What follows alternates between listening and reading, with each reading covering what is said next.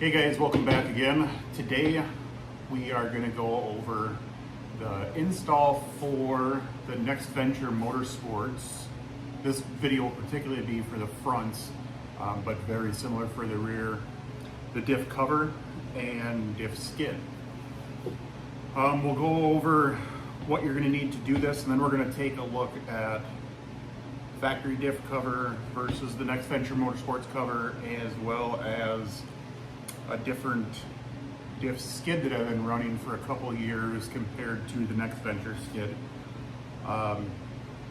So first off, tools you're going to need to do both of these. You will need a 3/16 Allen, a 5/16 Allen, a 6mm Allen, a 9/16 inch wrench.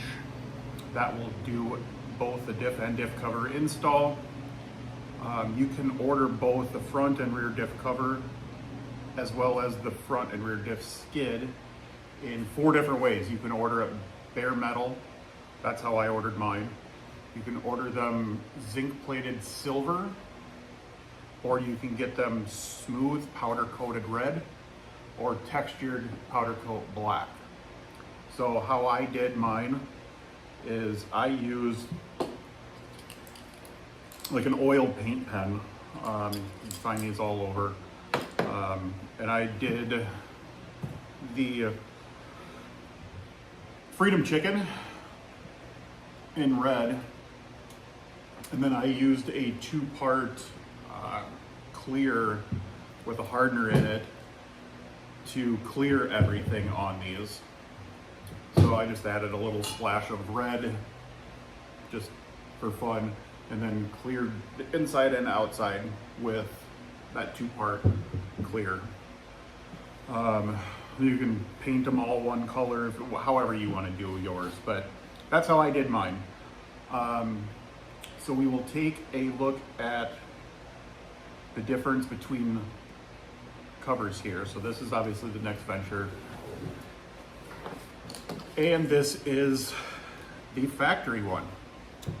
So I'll try to stand these two up so you can see the difference in thickness between these two. Not sure how well that shows up on camera, but in person it is night and day difference. Cookie sheet, maybe give this to the wife as a present later. This, I don't know if you could destroy this thing, it's so impressive. I don't know why I waited so long to upgrade this. If you're only doing the diff skids and not the diff cover, these come in as well, and what you will do is you need to make up the distance from where the rear mounts to where the front mount, from the thickness. So this plate would go on here like so, and then you would put the diff cover or diff skid on so that everything still sits in the same place. If you're running both the diff cover and the diff skid, ex-nay this, you will not need it. So that's kind of the difference between these two. Again, I can't even begin to compare the difference between these.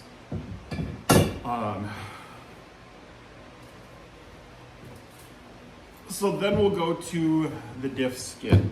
Now, when Jeep came out with the JL and they redid the Dana 44, for whatever reason, whoever decided this obviously does not use this in the real world, but they decided to put the drain plug right at the bottom of the differential.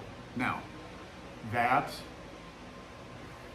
for draining purposes is great, but for off-roading, the first time you touch that drain bolt with a rock, it will start leaking. And once you mess that up, fixing it is next to impossible. So for a while, I'm not going to say the brand, but I had been running this diff skid, and it did its job for the most part. You can see it's pretty chewed up. It's been repainted multiple times, but a couple of rock kisses and it's pretty bent. I've tried straightening it. It bends back again, as well as it does nothing to protect the pinion.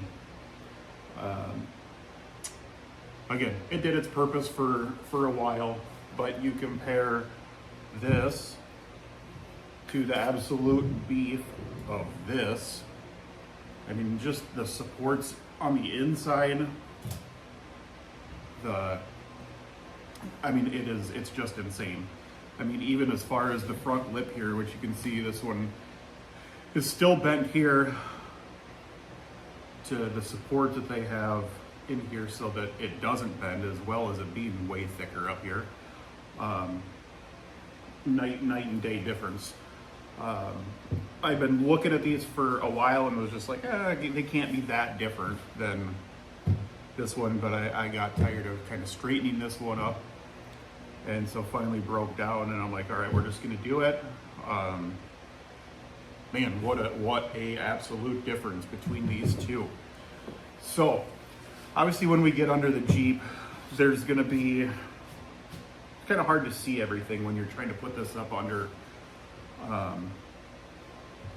the Jeep and film and everything. So we are actually gonna kind of put this together here at the table, and then we'll go down and do it under there, but this will at least show you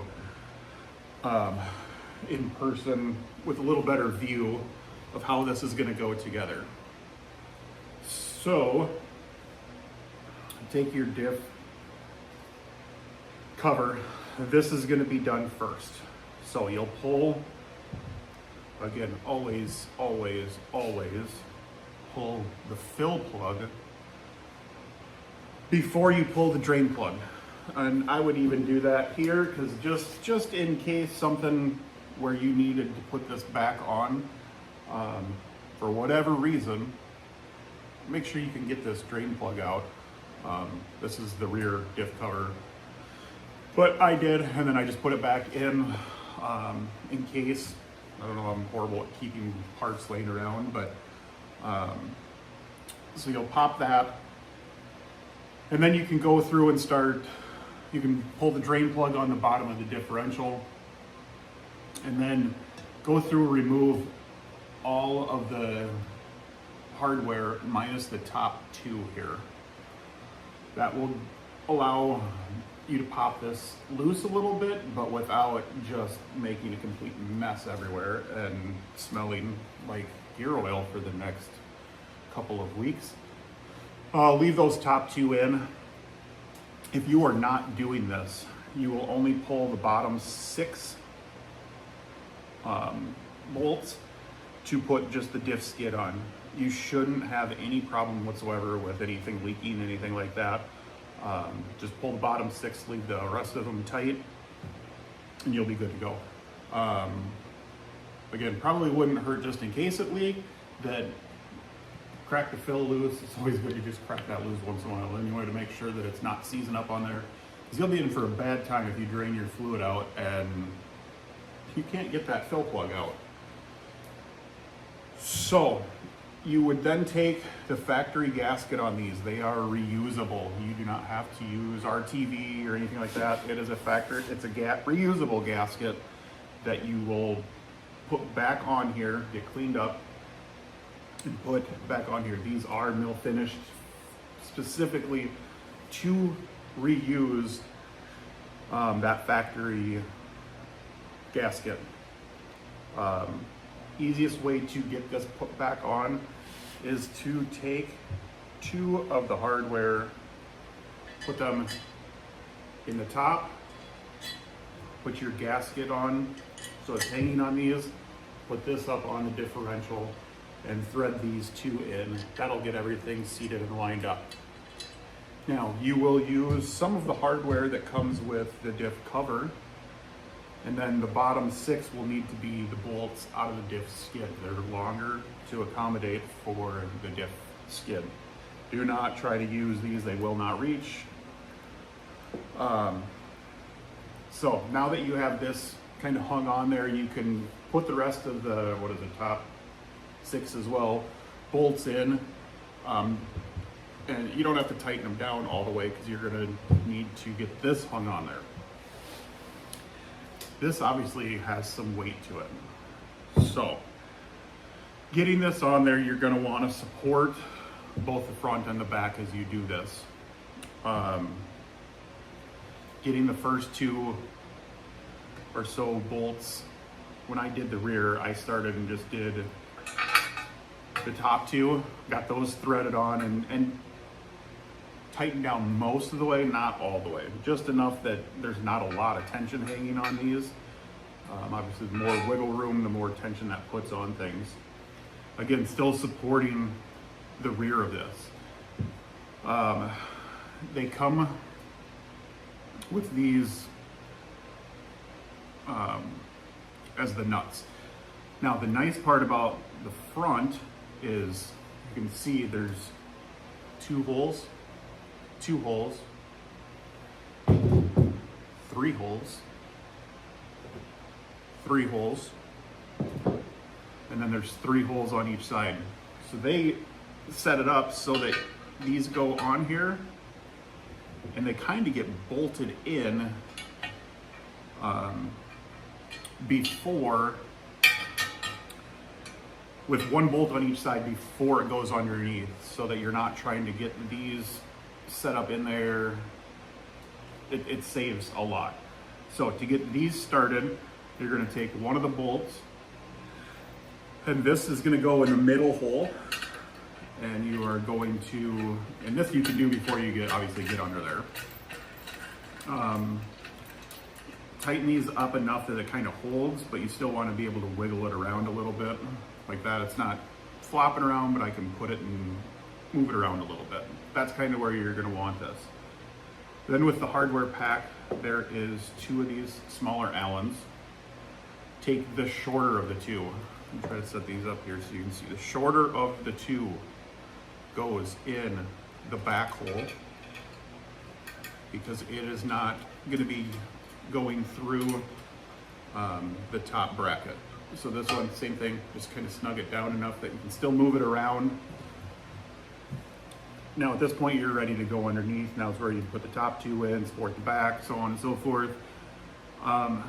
Then there is this top bracket that is going to go over the top of the differential to secure this thing in.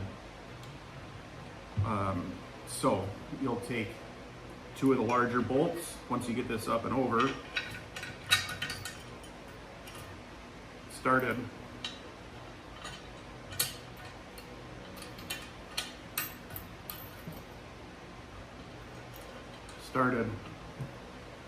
and then you're going to take the last large is going to go in the rear next to the pinion bolt hole. Get that started, and then that longer piece will go into technically the middle hole.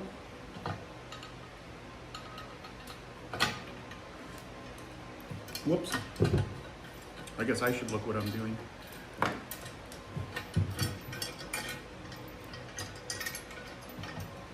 So get that one started, and then get this middle one started.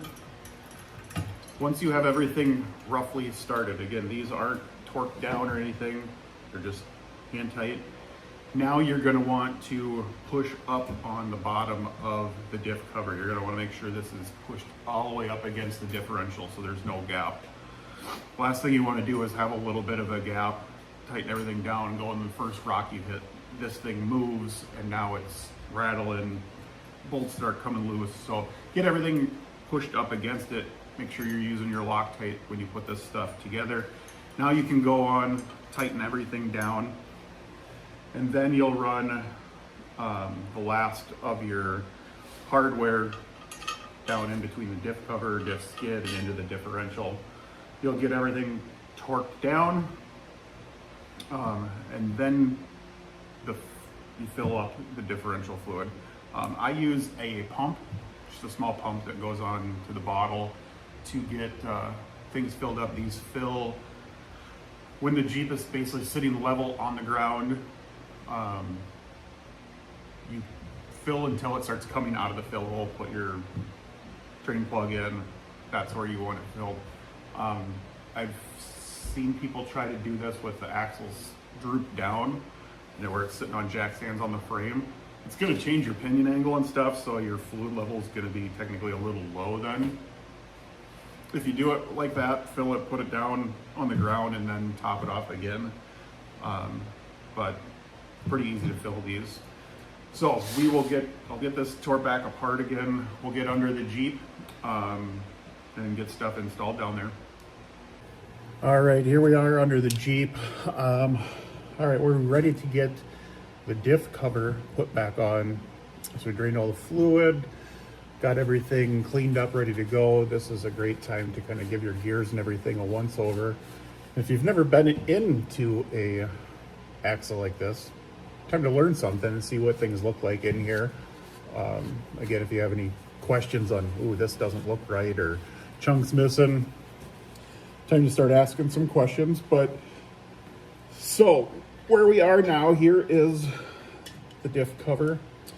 Here's that gasket that I was talking about. It's reusable, so just clean it up. You got the top 2 bolts put in here. So you are going to just feed this up to where it will go and get these top 2 bolts started. It's a little tight for mine just because I have the PSC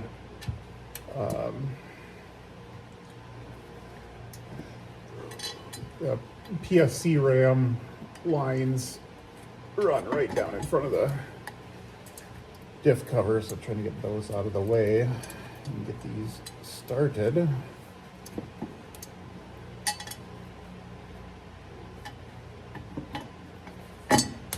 There we go. It's usually what it takes, one to fall out for the other one to start.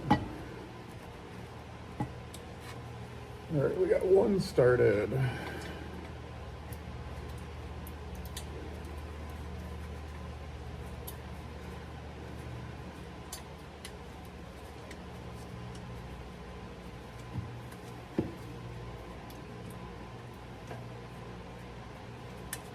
And 2 started. So like I said, at this point, we will get the top 6 shorter bolts started in here. Then we will bring the diff skid in and start getting that thing lined up. Like I said before, you just kind of want all this stuff finger tight at this point, so that you can make sure everything is lining up correctly. Good rule of thumb on any install with stuff is get everything started. Unless it calls out, tighten stuff down beforehand, get everything started. It'll make your life a lot simpler. Otherwise you just end up going back and loosening everything up again.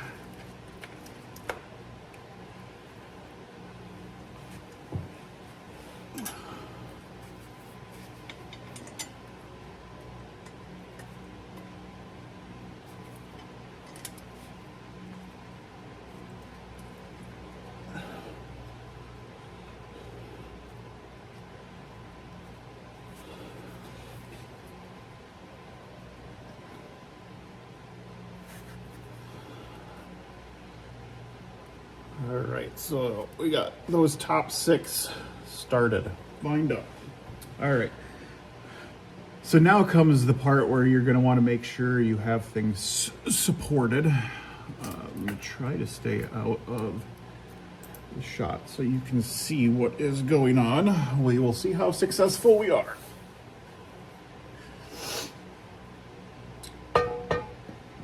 So you'll bring this over and get it slid up to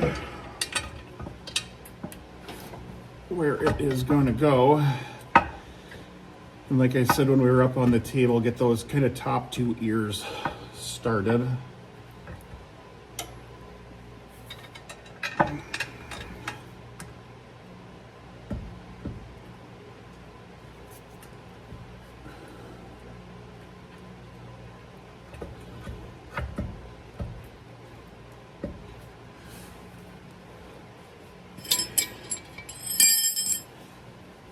And then I'm going to take Allen wrench and just, you can see there's still a lot of play, is just take most of that play out.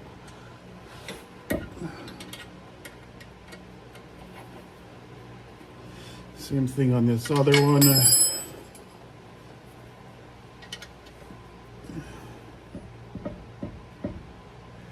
All right. So I am still supporting the back side of this. Now what I'm going to do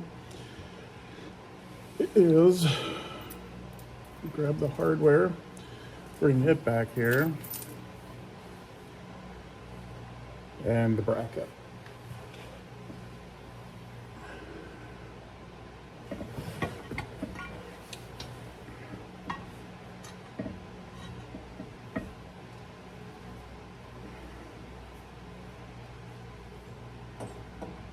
Bring this up and over. Now you might notice my drive shafts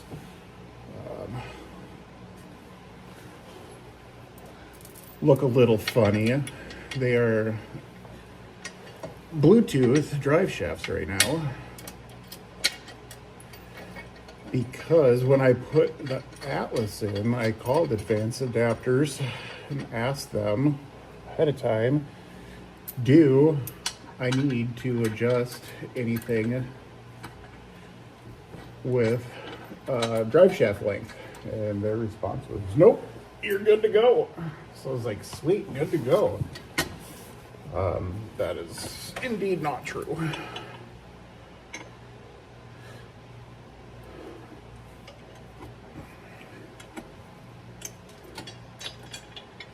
So they are heading back to Adams in Las Vegas to get the rear one needed to be shortened and the front one needed to be lengthened. So I think they are delivering tomorrow. So if you're gonna do a Atlas, just know that regardless, you're gonna have to have your drive shafts changed out. But I called Adams and they were awesome to work with again. Told them the situation. They are, while they have them, they're gonna give them a once over, make sure everything is good to go on them. Joints look good, everything like that, before they send them back to me. So that'll be helpful.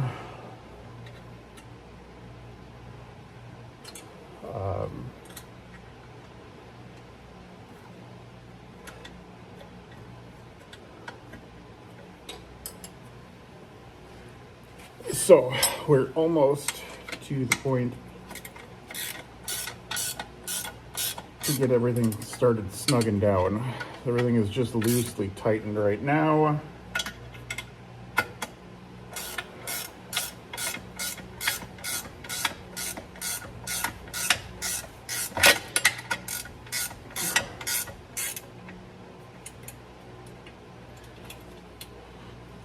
All right, so now is that point again where I said, once you get everything on, now is where you want to just make sure everything is pushed up tight to where it needs to be. Make sure the top bracket is tight down. Just want to make sure I didn't over. Make sure we are good to go. And we are. So now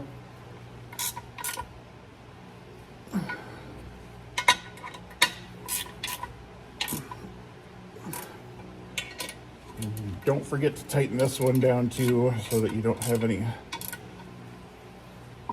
rattling and stuff. So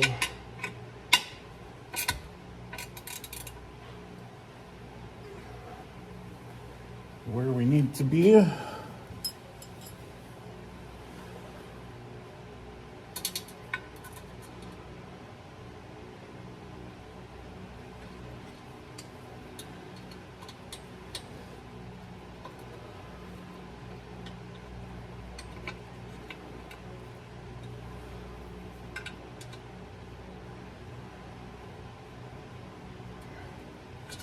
All right, we're good there. Now we will come back up to the front. We'll get these last 4 started on the front side.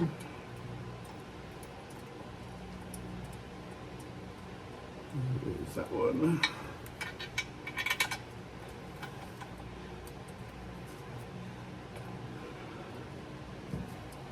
So I'll get these last 4 set in place, and then we'll come back and torque everything up and get ready to start putting fluids in.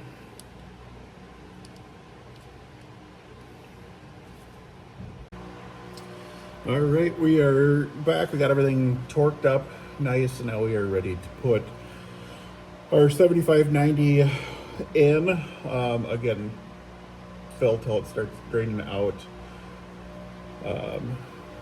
The fill hole, this takes a while, so we won't have you stay and watch the whole time we do this, but I'll be here filling away. I'll be back once we get this done and finish this up. All right, guys, that's it. We got everything tightened up, good to go. I'll come back, double check everything's torqued again after a while. But yeah, thanks for watching. Please don't forget to like, subscribe, and share, and we'll see you on the next install.